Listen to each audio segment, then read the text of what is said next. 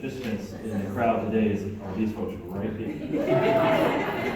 Oh, yeah, I saw that, yeah. But in fact, you'll find as we go along here that there won't be a lot distinguishing these little ones and the big ones. Because we've got some really interesting animals.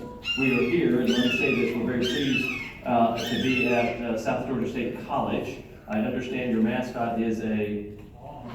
Yeah, if you didn't get that right, you're immediately out. I was told it's spelling from, so it's kind of optional there, but you all got it right. How about Georgia Southern? What's our mascot? Eagles. Very good, man. We got a great crowd then.